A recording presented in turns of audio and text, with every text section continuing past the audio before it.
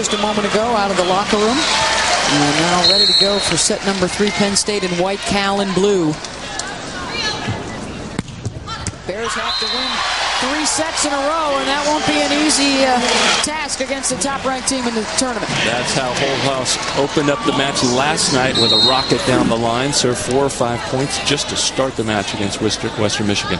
That's 9 aces now for the libero in this NCAA tournament. Tara Murray. Fawcett is there with the pass. Hodge. We heard Russ Rose heading into the locker room wanting to get the outsides off to a hot start, and instead Solomon gets the kill. And it was that run that got them the big lead, Cal did, by feeding Solomon on that right side, spreading the block of Penn State out a little. It'd be a good idea to get Solomon more involved. 3 kills in the first set for her, just 1 in the second set for Solomon as Fawcett rips one. For Penn State, it's now 108 consecutive sets. They have not dropped a set all year long in their 61-match win streak that dates back to last September. That includes the 2007 National Championship as they try to go back-to-back, and Harmato with another big-time block. That's the kind of block that she ignited her team with in the first set, choosing to put herself one-on-one with Riley and notching a point. Another ace. Boy, Dorico and Holehouse have been terrific back there. They really have, so aggressive. We saw her in the set previous, serving an ace that came right back over, and then she had to make the defensive play. Dorico out of Byron, New York, former high school player of the year in New York State. Dug that one up. Lloyd pushes it outside, and Murray sent back. Lloyd going to look for Solomon this time over the top of the block. Got the kill. Wow, that's not something you see very often. Somebody going over Harmato and over Hodge. Even Hodge is laughing at that one. Hey, only I'm supposed to be able to do that. 12th NCAA tournament appearance, trying to go back-to-back to the national semifinals. They were knocked out last year by Penn State. Looks at rip. Good D from Cathan. Back row, Fawcett rejected by Wiley. Cathan putting the seatbelt on and the helmet, coming up with a nice one on a fast outside set, and then a good block by Wiley to keep it going in the middle. Now serving down 3-4. Harmato trying to get it outside the block. Point Cal.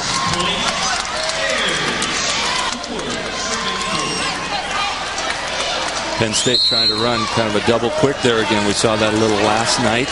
It was more effective against a Western Michigan team that's not nearly the blocking team that Cal is. Pass to Harmato. Punches a hole in the sport court. And that's what's so hard to defend. The last play, the one she missed on, she went out to the sideline. This time she stops about 5 feet short, hits it right inside the blocker. 6'2" senior from Aliquippa, PA. Double contact against Cal. The senior class for Penn State trying to go out winners. That includes Harmato and Fawcett. And then Roberta Holehouse. Hodge over on 2. Or Lloyd, excuse me, the 5'11" sophomore. And when she takes a good jump, reaches high with that left hand, it's hard to stop. But a blocker does have to put some sort of hands in the way. That's coming down pretty steep. Feller sings with Carly Lloyd's plays the same. She's grown so much in the last couple of years. Athletically, one of the top 5 setters in the country, according to the coach. She is one of the few setters in the country that I think can match up physically, do things at the net that Alicia Glass can do. And that's one of the reasons her great freshman year, Lloyd's, was a good reason why Cal had its best ever season, making the NCAA semifinals. All Pac-10 last year and again this season. 7-6 Penn State. Harmato serving. Krista, this year's ESPN, the magazine, Academic All-American of the Year, tops in the country. Wants to be a teacher, and in fact will spend the spring semester as an elementary teacher over in England. And then head overseas. What an amazing combination, though, you see. And so often in women's sports, the great academics that people devote themselves to. How often are you going to see a hitter leading the country in hitting efficiency and also academic All-American. Really special to see. 4 kills, 4 blocks. Her hitting percentage well below what she's accustomed to, leading the country this year at .506 coming into this match.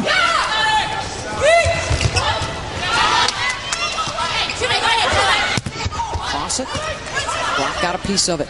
Lloyd looking for Chutra. Rejected. They just cannot get Hong on track. She's got to recognize that when Brown is blocking her line, you just can't hit that direction. As good a blocker as Wilson is, you've got to hit more angle.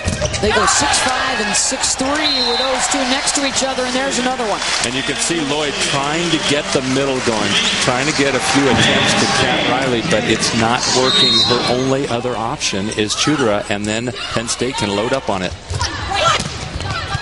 Hodge chicken wings it. Fawcett got it down. It's a tough rotation for Cal right now. They're going to change it. Got the call changed back. They're saying it was wide. I think it was too fast for anybody to see. Bears get one back. Down 10-8. Lloyd serving.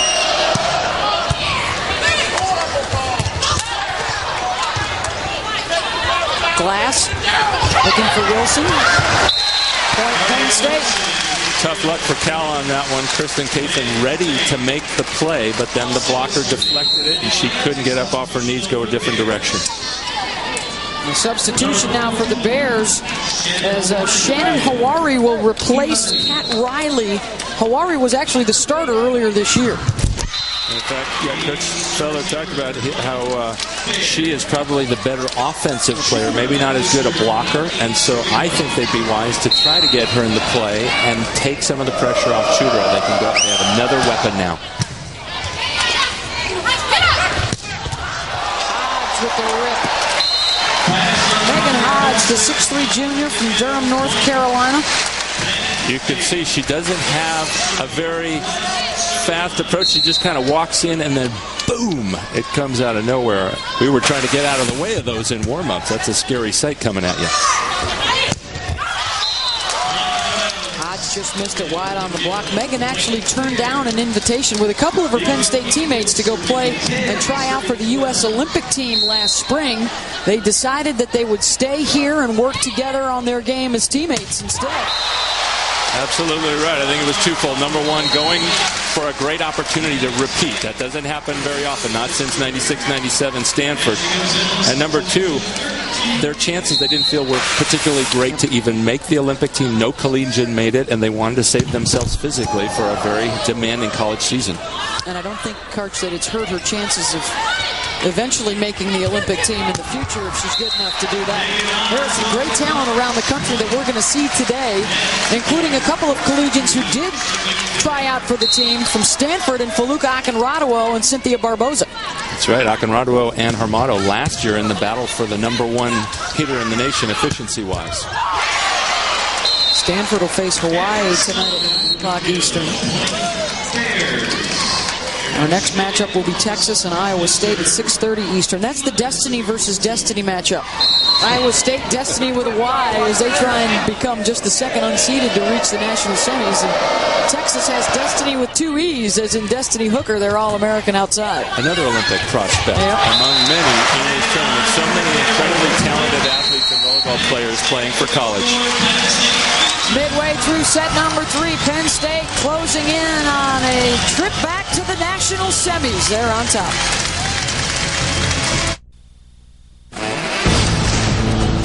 Oh, every time you come to Happy Valley, you got to go for a scoop of Peachy Paterno over at the Creamery.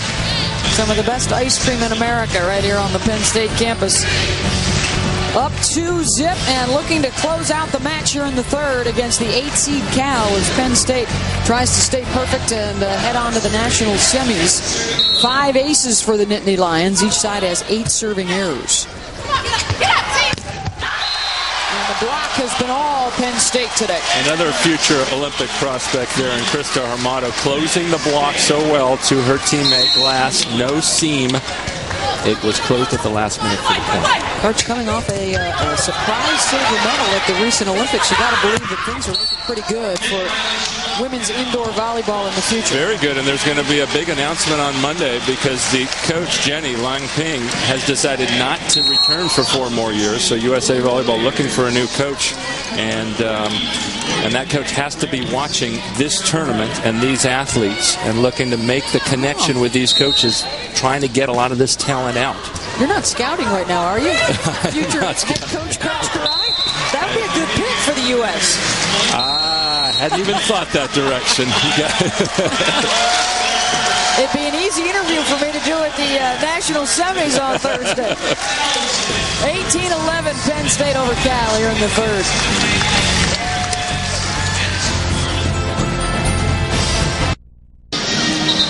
Penn State leading Cal 2-0. They're up 18-11 here in the third, trying to close in on a trip to the NCAA semifinals, which will start at 7 Eastern on Thursday, December 18th. For more information, go to ncaa.com, the official online home for all 88 NCAA championships. Penn State, they've got last year's trophy. Who's got next? We'll find out a lot more as we whittle the field down to 4 teams by the end of the day today. All 4 regional finals coming your way on ESPNU, and another substitution for the Bears as they bring in senior Morgan Beck looking for a little shot in the arm. She was almost in the starting lineup earlier this year, then suffered her first ever ankle sprain, a really bad one, out for a number of weeks, and still been trying to work into the lineup since then. Set in the middle as Cal continues to push Penn State. They had a chance to win the first set and it slipped away, and Penn State doesn't spend a whole lot of time on the court. Their season average, their matches last an hour 13, even less in the NCAA tournament. Now we're up to an hour 15 for today's match. That's what makes this streak of consecutive sets won even more impressive, because they're playing less volleyball, 17% less volleyball this year. That means greater chance than ever that the underdog can at least get hot in one set. But for Penn State to run it under those conditions is the most impressive in the history of the 28-year history of women's NCAA volleyball. An hour, 13 minutes, and under the old scoring system, you were accustomed to playing for an hour and a half, 2 hours usually was the length of your match. And so Penn State has been making quick work of their opponents all year long, and the question will remain now for the rest of the field: if they win today, can anybody push them to the limit? And see what happens if they have to play a longer match. Well, you could certainly see it in the first set. Cal did some things to be very effective. They served tough, got Penn State in trouble, broke down Penn State's offense utterly, and on Cal's side of the net, they ran their offense. But then they started receiving tougher serves, not controlling it. Wilson blocked. Chudora and Hawari sent that one back. Point Cal.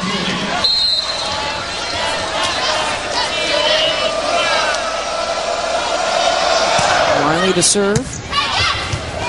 Glass looking for Fawcett deep for the kill. And that'll pull Fawcett up to hitting 0 for the match. Very unusual. She has 7 kills now and 7 errors, but hitting almost 400 for the year. Surprisingly slow match for her. Statistically, it won't be their best outing of the year, but impressive the way they were able to come back when they were really up against it in the first set.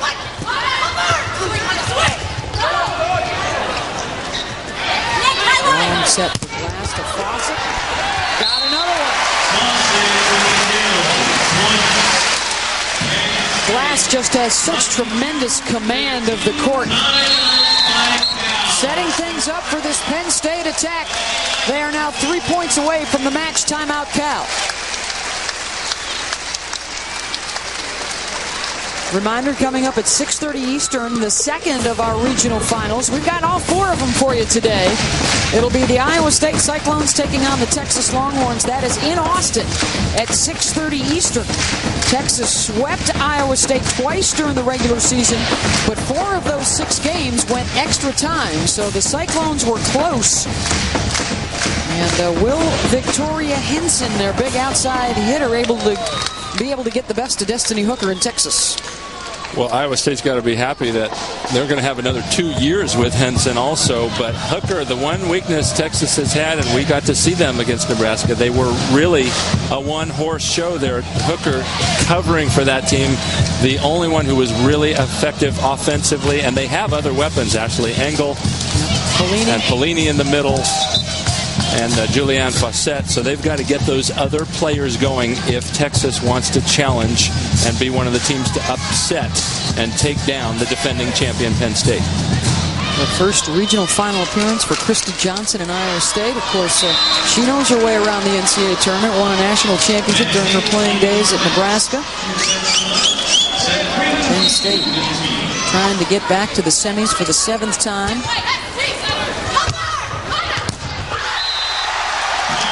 They have been all over Chutara today. And you could see it coming. She was aiming hard angle there, facing her shoulders toward it. But Wilson, Ariel Wilson, doing a tremendous job of putting her hands in front of it. Nice shot. Lloyd on 2. Holhouse got it up. Chance for the Nittany Lions. Fawcett off the antenna. Point Cal. When Lloyd slams it down like that, that is so hard to make that play without some sort of a blocker's hands in front, and yet Holhouse keeps it alive.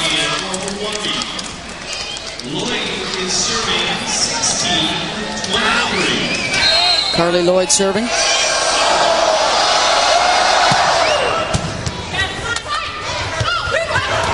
Pushed over by Brown. Now a chance for the Bears. Penn State couldn't keep it up. Point Cal. 17-23.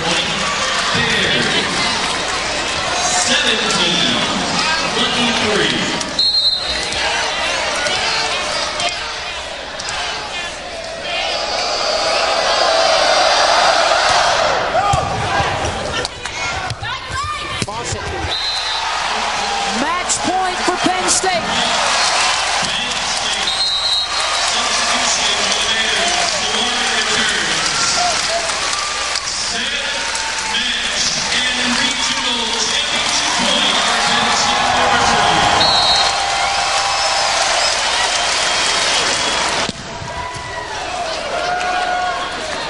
Lloyd for Solomon. Off the tips. Glass looking to Hodge. Got it. Penn State moving on to the national semifinals.